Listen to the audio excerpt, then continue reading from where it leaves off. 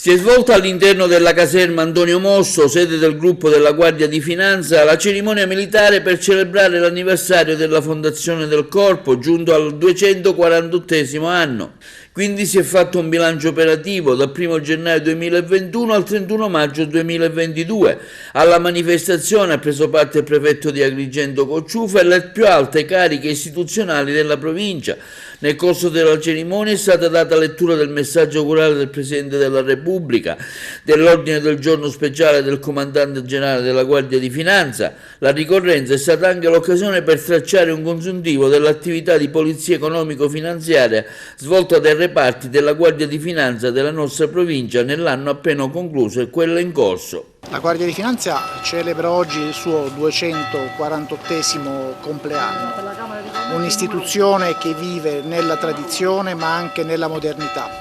I tempi recenti, la grave crisi economica causata dalla pandemia in atto ha portato la Comunità Europea e lo Stato italiano a riversare delle notevoli risorse finanziarie per rilanciare l'economia.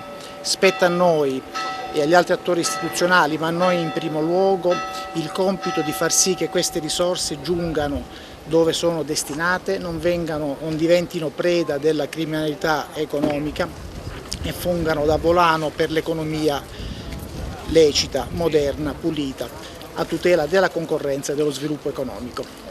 Nel corso del 2021 e nei primi 5 mesi del 2022 la Guardia di Finanza di Agrigento ha eseguito oltre 4.500 interventi ispettivi e concluso 84 indagini di polizia giudiziaria. Concentreremo la nostra attenzione sulla contrattualistica e sugli appalti, che sono lo strumento attraverso cui i fondi del New Generation EU verranno distribuiti agli enti locali, in particolare ai comuni della provincia che sono incaricati di gestirli. Sarà nostro compito vigilare sulla regolarità delle gare d'appalto, nonché sulla regolare fornitura di beni e servizi. Poi ci sono questi furbetti del reddito di cittadinanza.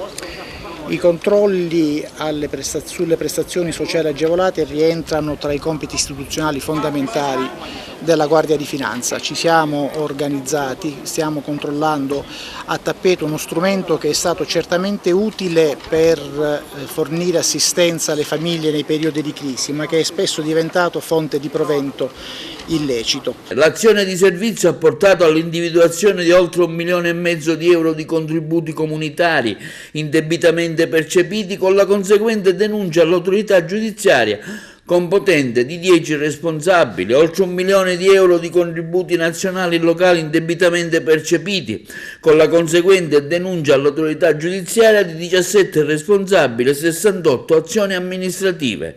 Uno spaccato sulla nostra provincia, sull'attività che fate?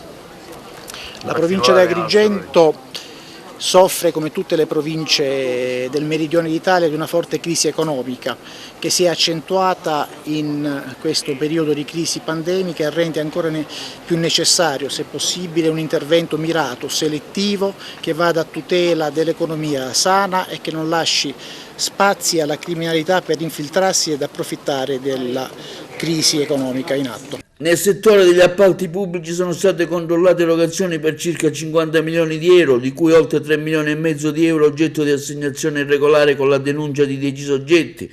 In tema di responsabilità amministrativa sono stati accertati danni erariali per 14 milioni di euro. Nel comparto della spesa previdenziale sono stati accertati importi indebitamente percepiti per 750.000 euro e avanzate proposte di sequestro per circa 700.000 euro e denunciati 113 soggetti. In tema di anticorruzione denunciati 14 soggetti, di cui 3 pubblici ufficiali.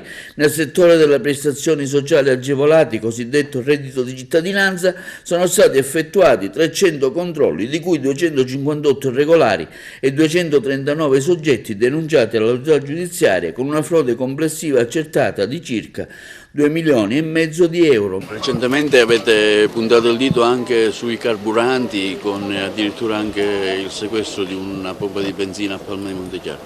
Il controllo dei prezzi del carburante, insieme al controllo del corretto adempimento dell'accisa, è chiaramente un compito istituzionale primario in questo momento in cui il forte prezzo chiaramente alimenta il mercato irregolare ed illecito dei prodotti petroliferi.